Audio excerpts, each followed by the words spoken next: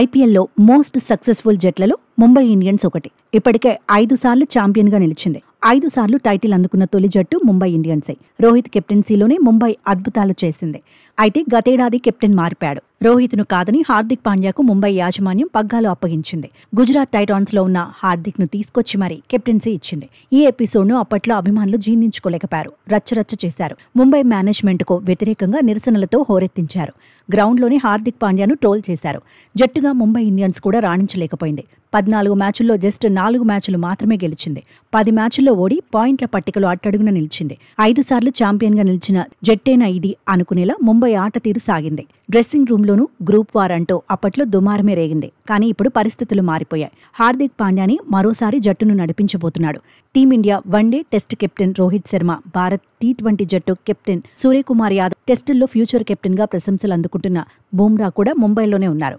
Star ప్లేయర్లకు అడ్డాగా ఉన్న Mumbai Indians ఈసారి ఎలాంటి ఫలితాన్ని సాధిస్తుందనేది ఆసక్తికరంగా మారింది.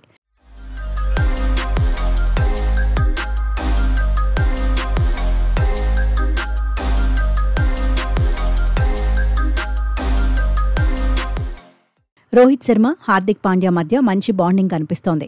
ముంబై కెప్టెన్సీ రచ్చ సంగతి పక్కన పెడితే 2024 టీ20 వరల్డ్ కప్లో రోహిత్ శర్మ కెప్టెన్సీలో హార్దిక్ బరిలో దిగాడు. టీ20 ప్రపంచ కప్ను భారత జట్టు అందుకోవడంలో పాండ్యా తన వంతు పాత్ర పోషించాడు.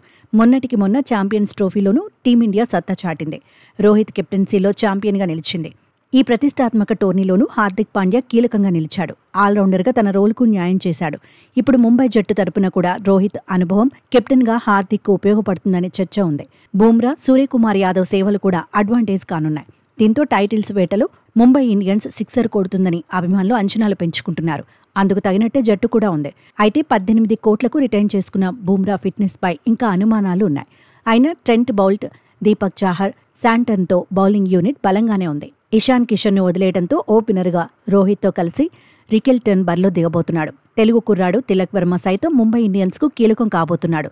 సూర్యకుమార్ యాదవ్ నుంచి భారీ స్కోర్లను టీం మేనేజ్మెంట్ ఎక్స్పెక్ట్ చేస్తోంది. లోయర్ ఆర్డర్లో విదేశీ హార్డ్ హిట్టర్ లేని లోటు మాత్రం కనిపిస్తోంది. నమన్ ధీర్ పైన అంచనాలున్నాయి. ఓవరాల్గా చూస్తే ముంబై ఇండియన్స్ బలంగానే ఉంది.